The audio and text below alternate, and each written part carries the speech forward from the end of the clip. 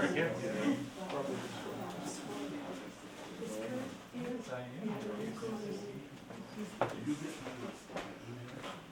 Yes, but you can come just for some.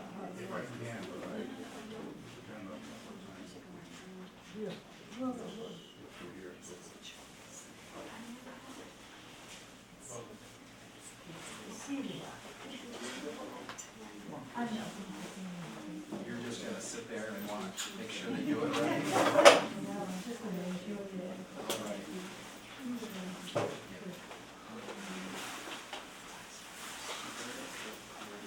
Good afternoon, everyone. Can you all hear me? All right. Do I have this adjusted? I'm not sure. But I'm not anyway, sure you even need it. I don't either. Well, let's turn it off. If people have trouble hearing, we can turn it back on. How's that for a compromise? All right. First thing I'd like to do is welcome you all here to the Longfellow House, Washington's headquarters National Historic Site.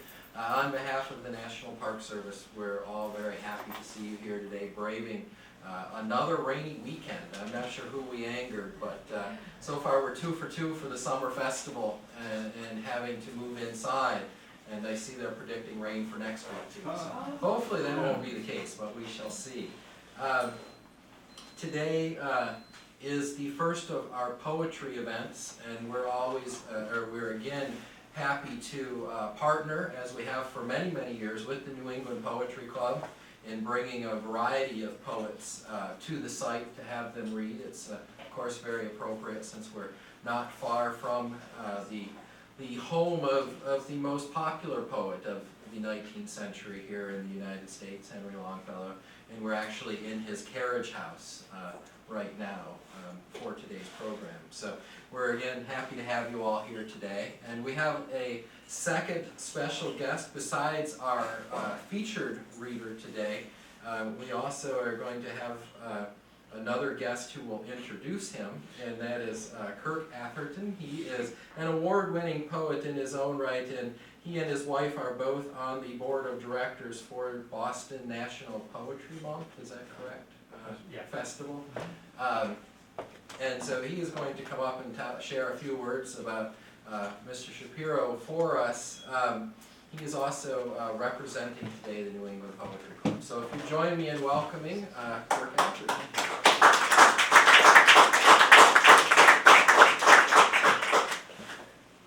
Well, thank you very much. It's very generous to be referred to as another special guest or something. I'm really just here. It's just really fun to introduce great famous poets who are deservedly famous, and it's always nice to be here. And thanks to Diana for asking me to do this, because of course I always say yes. Norman Shapiro actually pointed out to me that it's very appropriate that this event is taking place here at the Longfellow site, because Longfellow himself was also, besides being an excellent poet, was also an eminent translator, a point which I had forgotten. So that's another nice tie-in. I should say that I'm doing this little introduction with a combination of in terms of full disclosure, I'm both honored to be here and also more than a little bit jealous, because in my time in France, I've spent a little bit of time there, and I've always felt really at home there. I would have felt much more at home if I had more of a recall of the French which I took, so I could say something other than there's a dog in the library and my frog has a small pencil, and these little bits of things that don't really help you out a whole lot. Of the poems I translated. Oh.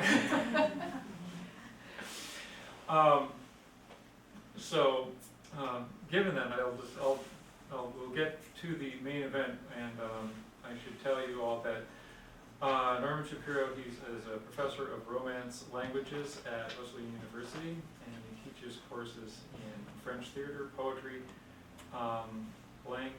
Black Francophone literature, and also translation.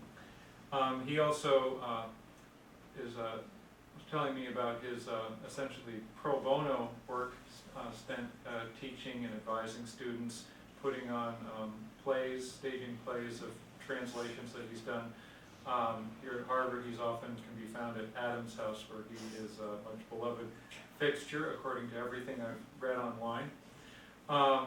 He's I think the only person I know, well, I've known him for 15 minutes, but who has an MA, a BA, an MA, and a PhD from Harvard. So it's understandable that, as Norman said, he feels very comfortable hanging his hat, if he had a hat to hang, in Cambridge, having spent some time here. Mr. Shapiro is a member of the Academy of American Poets and the leading translator of French poetry. He has 2 new volumes recently added. One is poetry of Haitian independence, and another is called Fee Lines. You can learn more about those. I'm sure Mr. Shapiro will tell you more. There's more information on the back. Also, I should mention that in 2011, Professor Shapiro was awarded title of Officer in the French Order of Arts and Letters, which is one of the highest honors that can be bestowed upon artists, as you probably know. And other well-known American members of the order include T.S. Eliot, Bob Dylan, Ray Bradbury, Patti Smith, and of course the inimitable Jerry Lewis, for which I can only say je ne le comprends pas. But maybe Professor Shapiro can shed some light on that. I'll just say one more thing, which is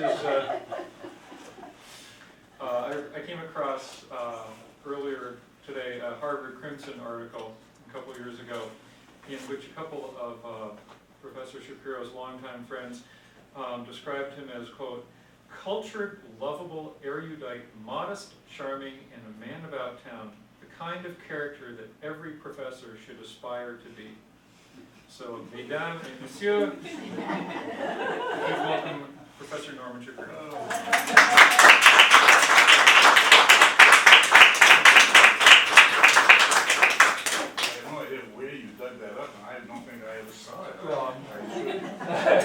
I should have added to my scrapbook. Yes. I'm going to wear these not because I need them, I want you to know that, but because I'm told that they make me look more distinguished. Well, first of all, yes, I'm going to read some translations. First, from a volume by Coran, C-O-R-A-N, what is entitled Fables in a Modern Key. That's my translation of his title, Fables à l'air du temps. I told him that his book might be confused with a perfume by Nina Ricci. He didn't seem to think that was too important. And so I accepted that title, and I call this volume Fables in a Modern Key. Because, well, who is Pierre Coran? First of all, he's not terribly well known in this country. He should be, and maybe, I hope, he'll be a little bit better known in the near future. But he's a very eminent Belgian author of children's literature, excuse me, particularly poetry. And he's a disciple of the great fable writer Jean La Fontaine, whom I have had the pleasure of translating all of his fables. And Coran is one of his modern disciples, loves him, as do I, but he's not another La Fontaine. La Fontaine, if you know his work, is very classical. I mean, he rolls along, and is a very comfortable poet, a very comfortable writer of fables. But he still observes all the rules of French prosody, rhymes, meter, and syllable count, and all that sort of thing, even though you don't really notice it when you're reading out loud, as all poetry should be read. All literature should be read out loud, if I can go that far. But anyway, Coran loves fables and has written many. He sent me the French of this volume about a year and a half ago, I think, perhaps 2 years. because I had been in touch with him, I wrote him to find out if I could include a couple of his fables in a collection that I was doing at the time called Felines, that you mentioned, Felines, that is cat poetry, French cat poems from the beginning to now. And there were a couple that I found of his, and I wanted to include them. And since then, we've been pen pals, just going back and forth.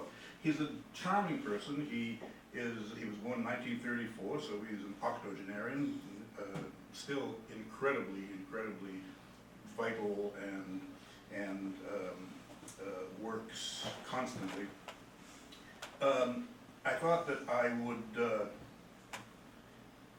would surprise him by translating one or two of the fables that he sent me in this collection. And after a few weeks, months, the surprise was mine when I found that I had translated them all 50 some, which shows you that I guess I must have liked them. And I like them because they're a combination of the standard French fable genre. There's always a moral there somewhere, and yet, even though he does observe rhyme and meter, he doesn't write free verse. There's nothing wrong with free verse, I love it, but he's a formal poet, but he doesn't put it into a straitjacket. So the rhymes are not, A, A, B, B, C, C, or A, A, B, C, C, D, blah, blah, blah. The rhymes are there, you hear the echoes, even though there might be 2 or 3 lines that intervene between rhymes, and that sort of thing. They observe the sacrosanct French use of syllable counts. I mean, French verse, for those of you who might not know it well, classical French verse, and a lot of modern French verse counts the syllables, not the emphases.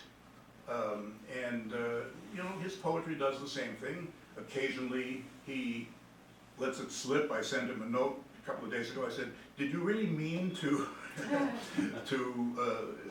make this a 10-syllable line, or did you mean to make this a 9-syllable line and not a 10-syllable line?" He said, "Oh, thank you for showing me. Thank you for calling it to my attention.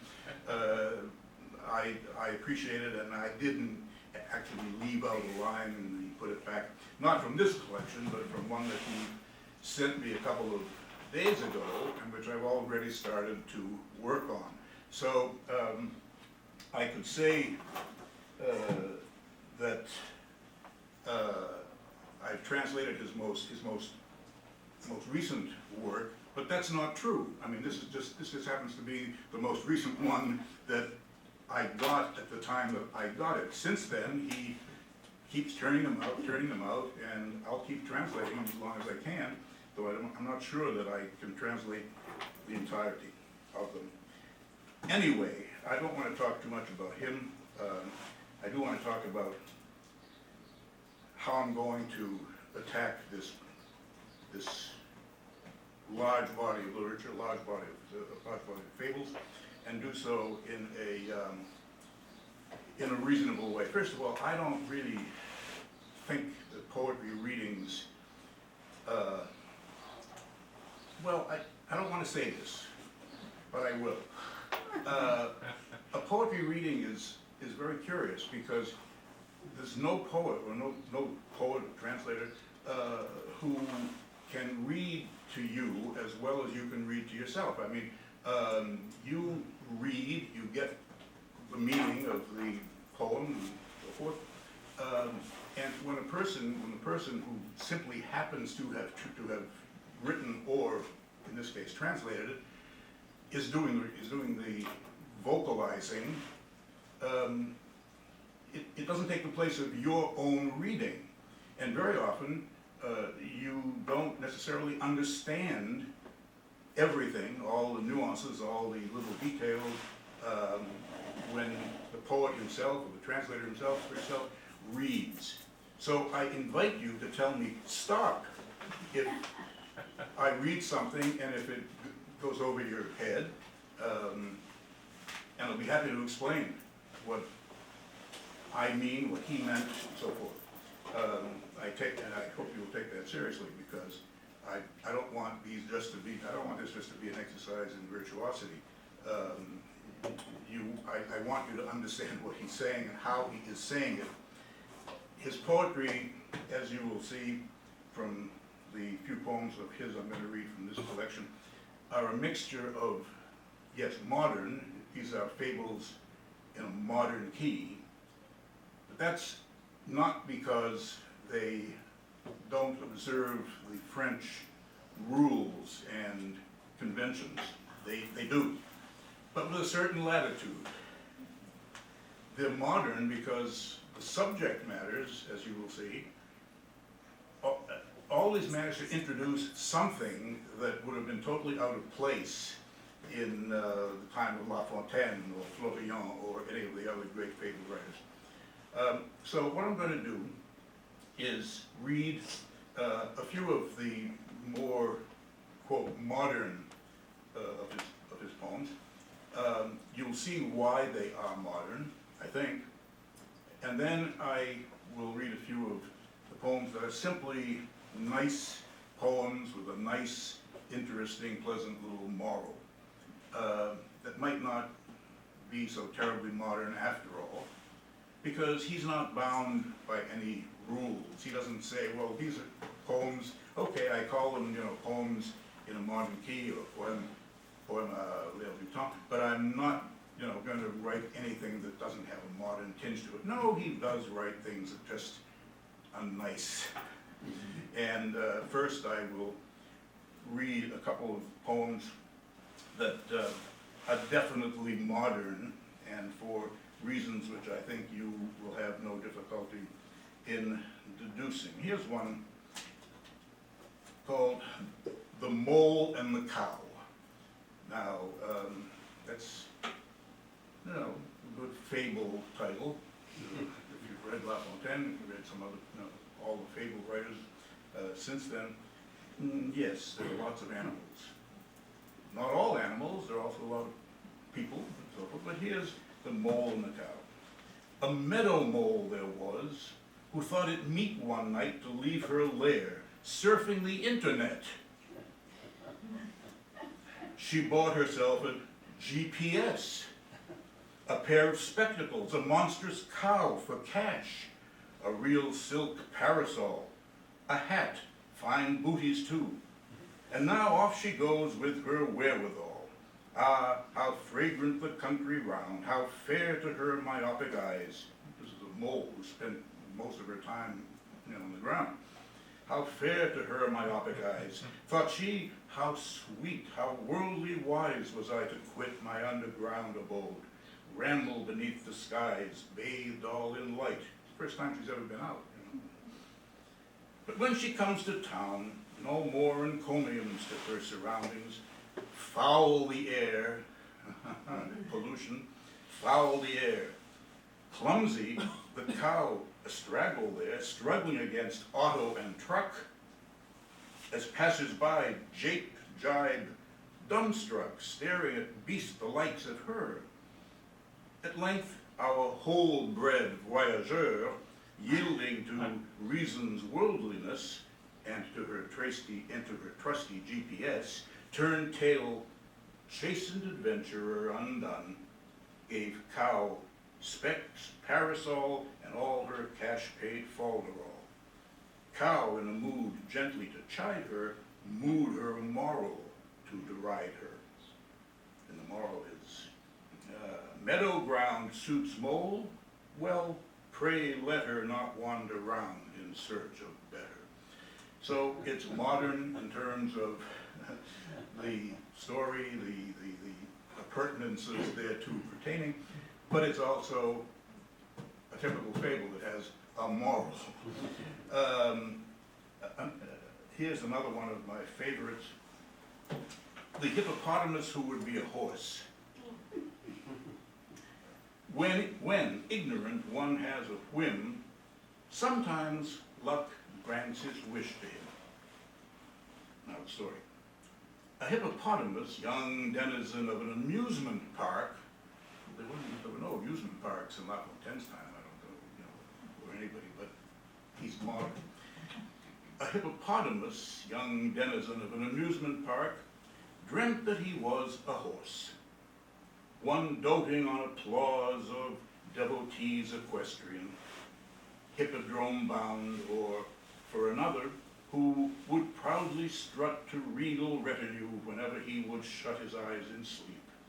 He would be coursing there a trot, a leap, a gallop, jockey-led or even jockeyless. Only his dream it was, I must confess, that kept this would-be horse from dying, dead of boredom, as onlookers leered and eyed him with disdain. Until a tourist guide spotted him on the Jungle River ride, amusement park, and cried, "Let's see how smart we are. Who knows a nickname for the hippopotamus?"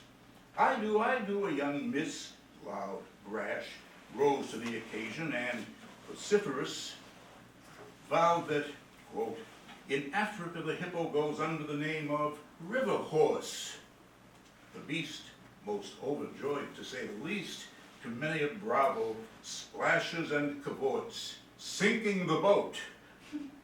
The ride aborts. Some tourists swim, a grumble and a curse. The rest are forced, alas, alack, to waddle out on hippoback. Still, for all that, it might have ended worse. There's a note to that. I love to write notes. The precocious young classical scholar was, of course, referring to the etymology of the name from the Greek compound hippos potamou, meaning horse of the river. So here the hippopotamus gets his wish in a strange sort of way. It doesn't end well, but it could have ended worse. I don't need to point out the modern aspect of that. Here's a lovely one. The cat in the mirror. A cat, a chic frou-frou, who'd had a nose job, a snout job, that is, big in the advertising biz, pitchman for a roast turkey ad that showed all over the TV, saw his face shining on the screen. Never, he meowed, vowed, was there seen another physiognomy pretty as mine, I guarantee. But come that night, when at the fair he looks into a mirror there, he's faced with quite a frightening sight. Vain debonair no more. Now here's a howdy-do. Face all askew, vile, twisted serpent, not a cat. One of those funhouse mirrors, that. There were no funhouses in La Fontaine's time, I don't think. Moral. Whether chic cats or humans, we who worship awed our own reflections might suffer the would-be corrections of plastic surgery. Modern. This is the first one that I did when I got the collection, and the only reason I chose it first was because it was short. I said, I can do this in an afternoon. Yeah. In Montpellier, le Grand Hotel, lives a macaw, bird damned to hell by sleepless guests, with awk and quack it, caw-caws and squawks, riled by the racket raised by psittacitic beast, psittacitic parrot, etc. I didn't want you to say stop because you didn't understand what I said, so I took advantage of the fact that I thought you didn't understand. Possibly. So riled by the racket raised by said psittacitic beast, the guests petitioned that at least someone should seize the parrot, tie it down, bound and gagged, and keep it quiet. Is parrot quiet? Certainly its owner never will agree. Why? Selling earplugs is his trade. Moral. when things that irk the hoi polloi cause others joy, there is no sure cure, I'm afraid. And my note, in case you were about to say, I ask the reader's indulgence for this common but improper redundancy of the definite article in its English use of the Greek expression. The Greek expression hoi polloi means the people, so when we say the hoi polloi, we're being redundant.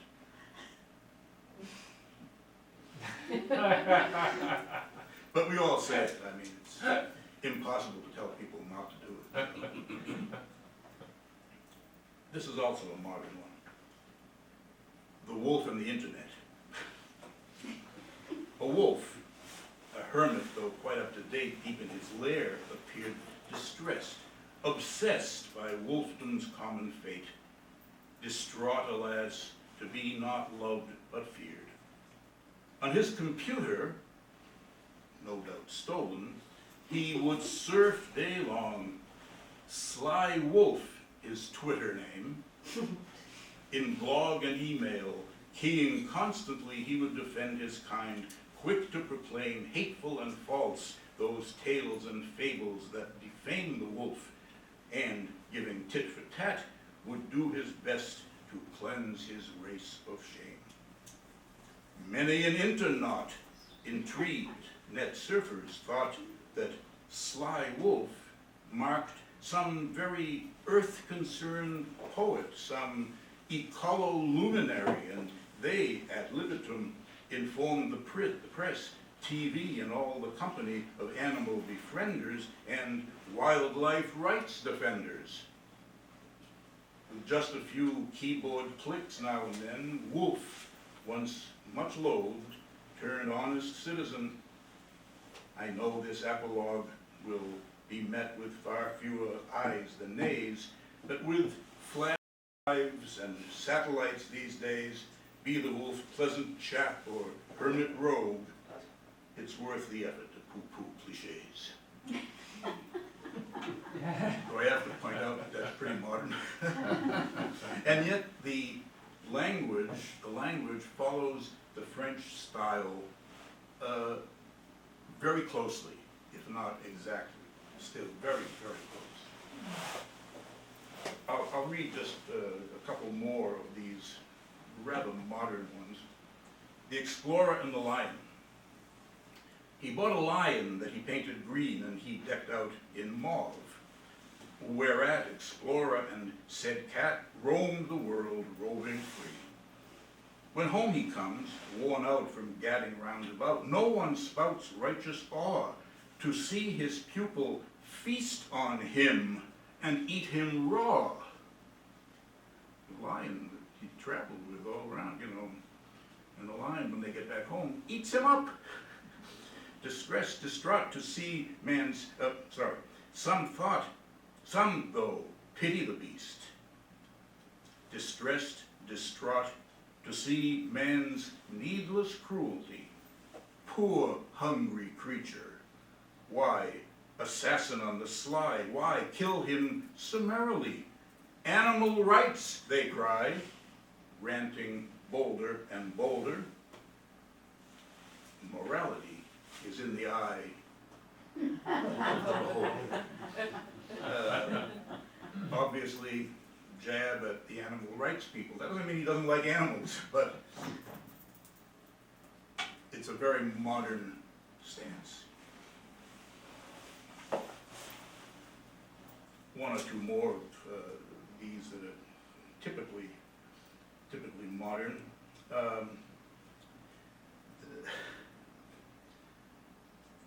The goat and his image.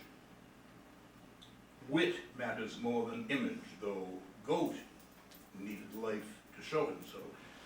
As in the traditional fable, very often the moral is at the end, sometimes it's at the beginning.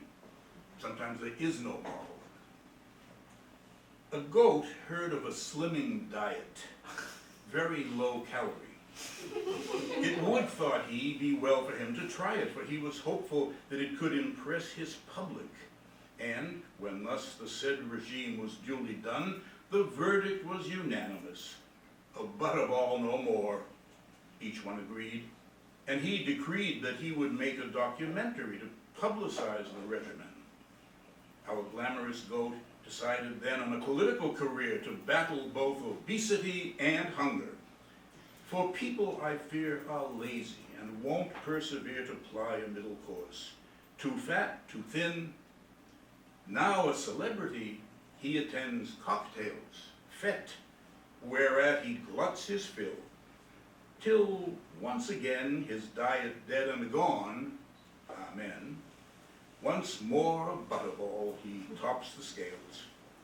The press now promptly drops all talk of him, his campaign shaken, and by the voters fast forsaken, he blames the polls. They did me in, turns the page on what might have been.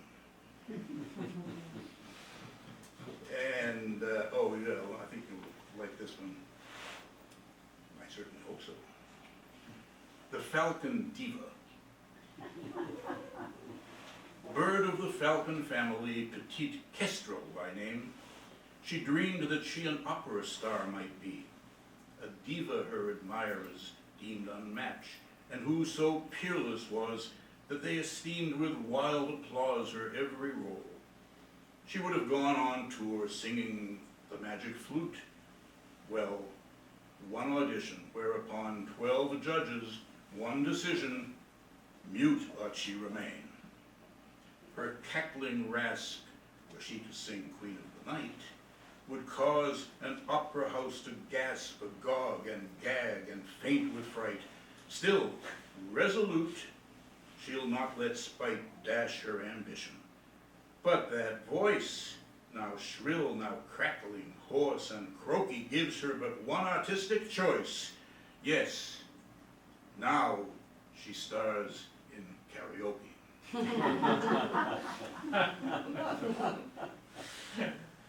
Oh my goodness.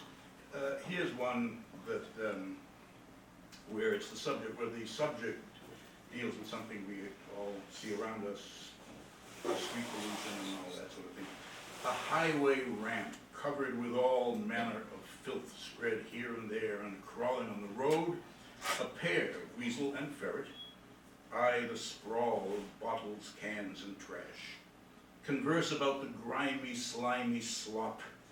Good grief, Weasel exclaims, what's worse than all that junk the humans drop or fling from those farting machines of theirs?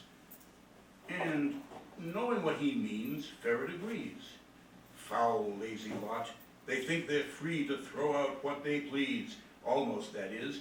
Too cheap they litter, but make sure to keep what they've put a deposit on. And on they natter, whereupon, after philosophizing thus on styrofoam and cellophane and piles of vile putridities, our burrowing complainers twain, growing more and more ravenous from stench of highway eateries, decide that first they'll have a snack, then to their den go crawling back. I mean, it's all right to complain about what you see on the road, but you know, if you're hungry, and you can't spend all your time being a good Samaritan. Food for thought feeds the senses, but chatter won't feed a hungry gut. I'll just read one more of the very, very modern one, though I could read several, but I want to not only read a couple of the just nice poems with a nice moral that could have been written 100 years ago. The judges and the finalists. This is another very modern one because, well, you'll see. Ever is competition seen either to flatter or to flout those who pose on the TV screen and blithely rent their image out. Live from the forest, it's the night of the TV show's grand finale, talent show where shine the bright animal stars. No shilly-shally now, no more waiting, no delay, no more suspense, deliberation. Tonight the judges have their say. The audience tense from everywhere rise up in a standing ovation to laud, applaud, and cheer for their favorite. On the platform sit the judges set to vote, to wit, 2 albatross, 1 mink, 3 beasts themselves, once much admired artistes. First, a weightlifting boar with 2 weights, suckling pigs, poised dumbbell-wise. Second arrived before their eyes crocodile and 2 lizards, who, waterbred trio, specialize in blues and reggae. And finally comes the contestant last in line, stork, hypnotist, magician. He puts our 3 judges in a trance. The crowd goes wild as all opine with unrestrained exuberance in favor of this one and that, while unrefrained, the crooners 3 blare out a rock monstrosity waiting for the result, whereat the judges one by one awake from the hypnotic trance. Almost, and half asleep, they make a quick decision. It's a tie. Contestants, best, worst, pleased thereby, share in their rare TV success. The suckling pigs, no less, I guess. 2 suckling pigs that were part of the weight that was lifted by the boar. No need to emphasize the modernity of all that, and yet poetry, verse, light verse to be sure, which is perfectly respectable. Just 1 or 2 of the other type, which are basically important because of the moral, and which probably could have been written years ago. The Spider and the Baboon. With heron feather brush, an ape, baboon, aquarellist,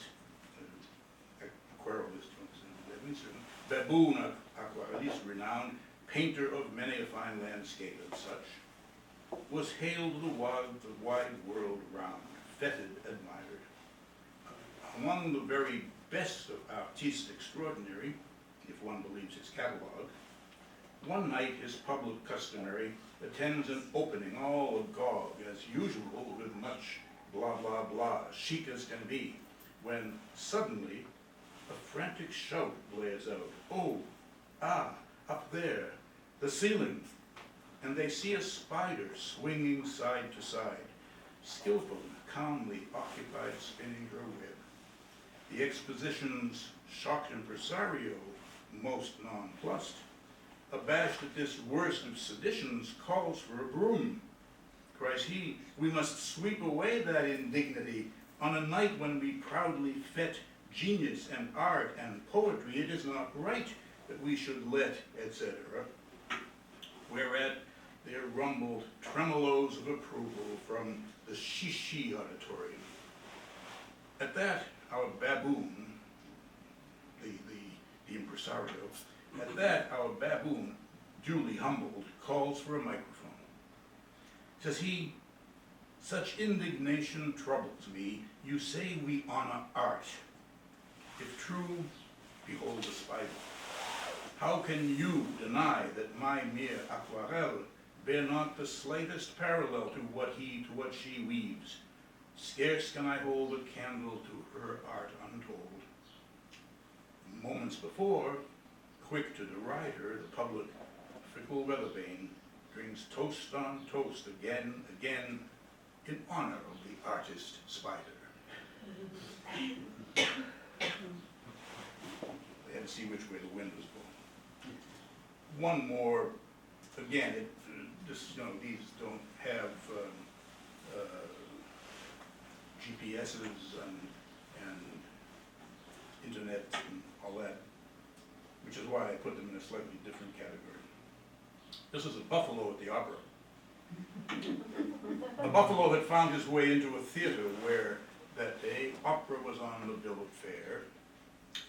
Thereupon quietly the beast, while a large harridan artiste, I swear, regaling the parterre downstage, was loudly ululating before the lights, arpeggiating, arpeggiating. Two verbs I think do exist. If they didn't, they do now. Finding a box unoccupied, we were talking about the beast. Finding a box unoccupied, slipped in among the lush excess, all gold and silk arrayed inside. Charmed by the tragic tale's bravura, the elegant terpsichore, the graceful choreography, the set, props, costumes, and no less by the diva's coloratura, he thought it fitting to express his admiration with applause, intoning in most military manner La Marseillaise. This very awkward reaction draws guffaws of awe. The public gapes and gawks, stares at King Lion's royal box, the very one, in fact, that was the box our patriot ox was in. Whereat much angry roar and din, our lout, midst many an outraged shout, damning the profanation wrought this day upon this sacred spot, slinks off, lest he be ushered out in shackles. So the story goes. What next? Alas, nobody knows. But clear it is, when earned, our praise ought to be expressed in modest ways. Basically immortal. That should give you a little idea of the poems in this collection. Fables, but fables basically in a modern key, and yet certainly not unrelated to fables of a previous time. Because I first came to know Coran, thanks to an email that I sent him asking if I could use a couple of his poems, cat poems, in the book that I already mentioned. I think it is well for me to read two more of these, which will serve as a transition to a couple of poems that I will read from Felines, French cat poems through the ages.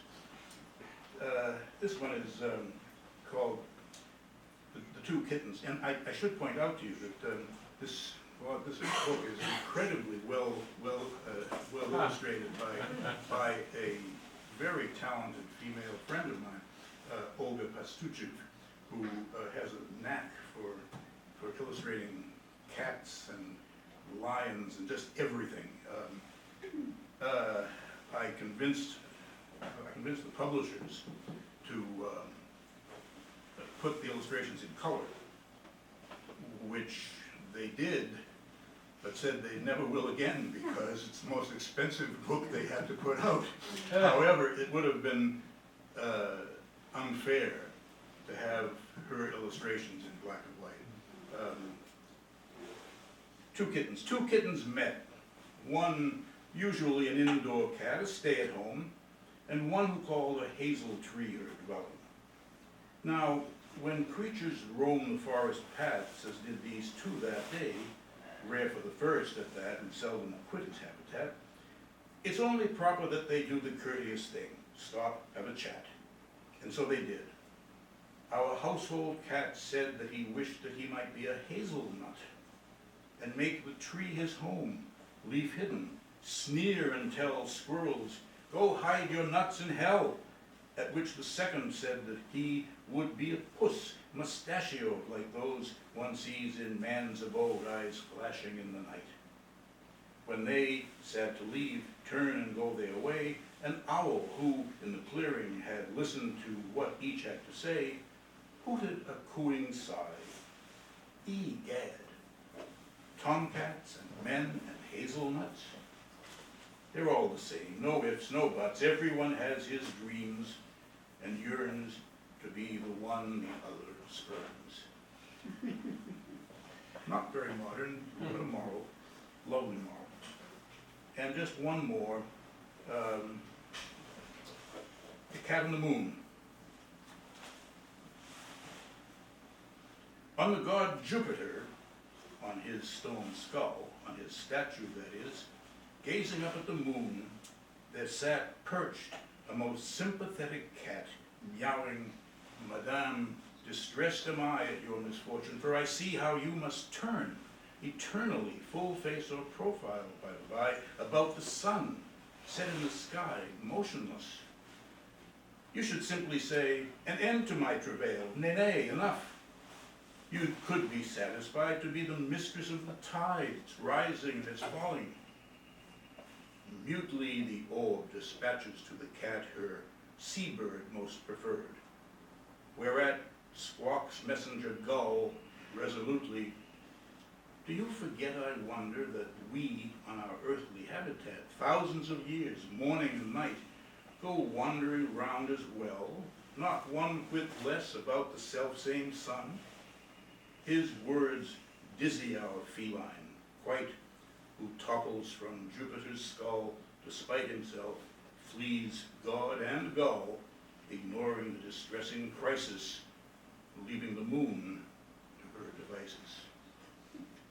Be sympathetic, moral, be sympathetic, but your disposition shouldn't let you forget your own condition.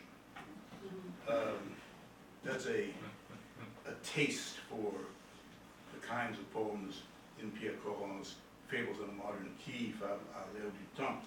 But since I began my association with him, which has turned into a deep, frequent pen pal arrangement, I think it's only right for me to read a few of the feline poems from Feline. This is a hefty book. It's coming out in August, and I spent a while on it, and it will be followed as soon as this comes out by a book on French dog poems. If you're good, I will read you one of those for a particular reason. But first, I'll read a few of the cat poems. Shall I? I mean, Yes, of course. they go from the Middle Ages up to the present, and they have all the range of style that one would expect in French poetry, from the Middle Ages, 16th, 17th, 18th, 19th, and so forth, to the present. Free verse, to some extent, but not always, and so forth. This is one called The Cat Turned Woman. Actually, it was also written, it was also a version of it by La Fontaine. This was a 16th century version by a poet whose name didn't mean too much, Corozet. By no endeavor I'm afraid you ever turn owl to hawk, and hence I pray you stay as nature made you, free of the taint of false pretense. There you have the moral at the beginning, which is not unusual. A youth there was of wit bedulled and dim, who kept a cat that doted so on him, because forsooth he fed her well, that he prayed to the goddess Venus earnestly to turn the fawning feline then and there into a living, loving lady fair. Venus, to serve his lecherous intent, transformed the beast into a beauty, bent on making love, and doing so quite well as any human damosel, such that our boor, a twitter and a stir, eagerly did his lustful will with her. Now then, it happened that to ease his mind and test the new-made mortal's humankind, Venus let loose a mouse before the creature, who, still a cat in all but form and feature, doing what any cat was wont to do, without so much as what or why or who, threw beauty to the winds, went chasing after, amid haws and guffaws and gales of laughter. Venus, irate, observing jaws agape, forthwith returned her to her former shape. Those who would play at nature's counterfeit debase themselves and profit not of wit. No good can come of ill, nay, not a jot. So be yourself and not something you're not. I could read this whole volume to you, but that wouldn't be, that would take a while. So I thought I would just read something, as I did, something rather medieval. Now I'll read something 19th century, and then I'll read a couple of things slightly more modern. This is by the great poet Baudelaire, which I don't have to mention, and he wrote several cat poems. Come, cat of mine, perch on my loving breast. Come, beauty, lie in gentle guise. Tuck in your claws and let me plunge, possessed, into your agate metal eyes. When to my hand's content I pat your head, fondle your neck, your back, and when I paw your supple loins, bliss surfeited, stroke your electric fur, then my mistress springs to mind. I see her there, darting at me her cold, deep stare, as you do, my delightful pet, just so. And a stark fragrance, redolent, subtle, and dangerous, from head to toe, bathes her dark body in its scent. He wrote several of those. The other ones that I wanted then to read a couple from a more modern time, but first, you shouldn't think that only the French from France write these cat poems. The French have a love affair with the cats, and it's natural for them to write cat poetry, and has been for a long time. But they're not alone. Let me read you one by name not at all well known, Paul Stevens, but Stevens, he was a Belgian who emigrated to Canada. And he wrote this one on the cat and the bat. The traitorous rogue impenitent, eager to break his word, or bent on foul villainy, will use any excuse or wily ruse to justify his villainy. To justify his infamy. For instance, take a certain cat whose life was saved because a rat once nibbled on a net to set him free. In gratitude, Sir Tom had sworn that any beast of rodent nation born no longer had to fear his enmity. Now then, one day it came to pass that he had got his clutches on a hapless bat.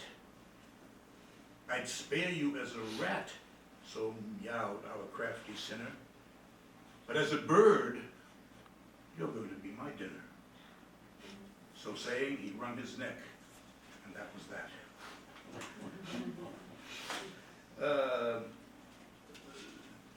There's a woman who came to the last time I read, and she asked me at one point if I knew any poems by a certain Frenchman, so I brought a couple of his here, but she's not here today, so I won't read them unless you twist my arm.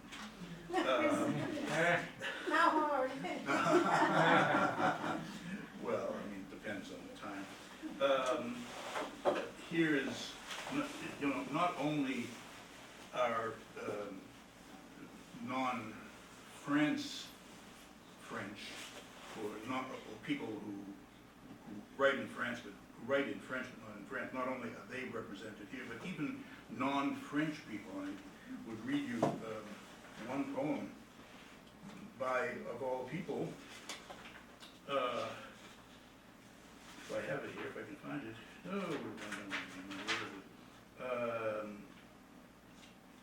Well, that's terrible. I thought I had it. A poem by the German Rilke. I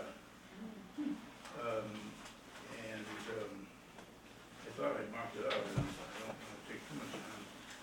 But he did write a lot in French, and I thought that it might be of interest. But if I can't find it, you'll just have to satisfy your curiosity. A lot of poetry by female, a lot of women poets, loads of them. I did a whole book on French women poets a number of years ago, and just got bigger and bigger and bigger. And one poem about cat by one of the poets, Lucie de la Rue Malheureux, who was a very respectable poet. The French still say poetess. We don't, but the French do. Dark household god or demon imp, the cat roams noiseless in and out, then, sitting pat, humped in a rounded mass, tail by her side, curled, debonair and well-behaved, and there stares to light two bright black-furred moons astride the rug. But her deceptive mood might bear that paw's 5 rugged claws. I know just now her meal of mouse was cruel and slow, a token of something intimate that anyhow most surely must remain down deep, unspoken. And just one more I'll read to sum it all up. This is a very modern writer, a poet who works with his wife in their art gallery in Cannes.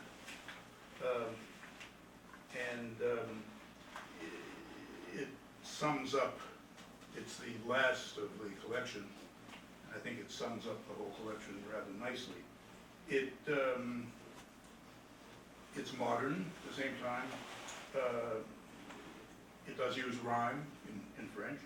Rhyme in symbols of meter. L'œil est un éclair, la griffe une lame, regard clair et pattes de velours. Le chat est une âme, une histoire d'amour. That's the French, if you didn't recognize it. And here's a translation that I offered to end the collection. This brief poem by Petite Bertrand, who was born in 1950. A flash, his eye, glance piercing, spry a blade, his claw in velvet paw, a spirit soul, and with all that, a whole love story. Cat. Voila. How about the dog? Oh, yes. thank you. I knew, I was just waiting to see whether you heard, whether you remembered. Yes. Whether you remembered. Now, there are a lot of dog poems. I'm just going to read you one.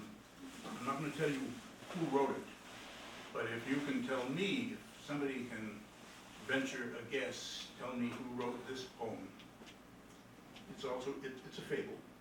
I will take your name and see that you get a copy of Felines as soon as it comes out in August. Fair? This is called The Hound, the Rabbit, and the Hunter. César, a bold retriever of renown, full of himself and of his hunting skill, stock still had cornered and pinned down a rabbit in his hole. Tasting the kill, the hound stood fast before his hapless victim. "Give yourself up," he growled with thunderous cry, filled with the haughty pride that pricked him, setting the forest folk a shudder. "I am César, known round the land for my valorous exploits." At his name, Jeannot, name for the rabbit, common, commending unto God his sinful soul, penitent sighs, a tremble in his hole.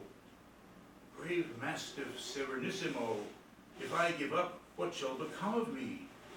You die. And if I flee? Flee, flee, ho ho, surely no less dead shall you be." The rabbit, nibbling on a sprig of thyme, exclaims, "Pardon me, sire, I see no rhyme or reason, since I die or die. Excuse my quibbling if at least I try." Cato, illustrious philosophe, might blame him, I would not. And off he scampers through the wood. The hunter then, dim-eyed, aims, fires, and missing, hits the hound, who dies before he hits the ground. What would say our good La Fontaine? heaven will help you, but first you must help yourself. I like that moral too. Now that was written by a famous person whose name you all know, who was not essentially a poet, but who wrote a lot of poetry as a student, wrote a lot of fables as a student. And if anybody can tell me who it is, very typical, I mean, the subject, I am Caesar, you know, I am this powerful hound, blah, blah, blah. Anybody can offer a correct guess. I take your name and you will get a copy of The Cats. Nobody? I did the same thing Right a here. couple Is of it months not- ago. Go ahead. No, you go. You've got it!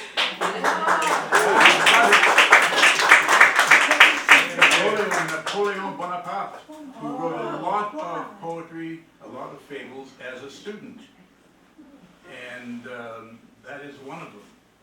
That will be the centerpiece of the dog poems. The dog book is going to be called, well, I'm not sure, but for the time being, it's going to be called In the Doggy Verse. French stars of the French, I don't know, stars of French dog poetry, something such a thing. Voila, make sure I get your name. Okay. Thank you for coming.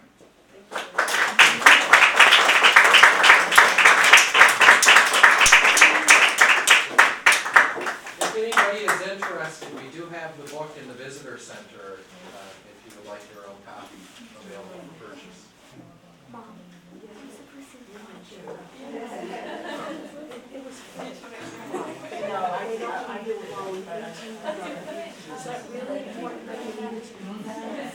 Oh, sure. Oh, I didn't, I mean, I'm more than willing to answer questions, of course. Sure. Like to get the rhymes. So what besides putting in rhymes to give the tone and flavor of the poem could you do to give us the real poetry? I pray a lot. No, you've got to make it look easy. It's not easy, but you have to make it look easy, and you have to make it look as if, well, you know, you can't really see what all rhymes are. I mean, there are some things you see, there are also a lot of internal rhymes and echo rhymes, so forth. But all I can say is that with experience, And genius. well, no, but with experience, you learn how to do it. So your musicality matched their musicality. Sure. Sometimes I take liberties, I add a little something here and there, if I think it's going to improve it, or not improve it, but if I think it's going, see, look, a translation is, it's two things. It's a representation of the original, but it's also the translator's own work. And so, you can take liberties every so often, now and then.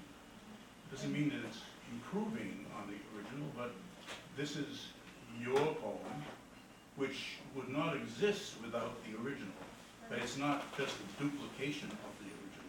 Well, of course not, their languages are different. Well, but sure. Could you do anything with your syllables? With syllables? Yes. Oh, yeah, They all match in the French style. Well, you don't have to do that in English because English is more a stress-related poetry. But I like to. I like to keep the syllable counts pretty close. Okay, thank you. Okay, my pleasure.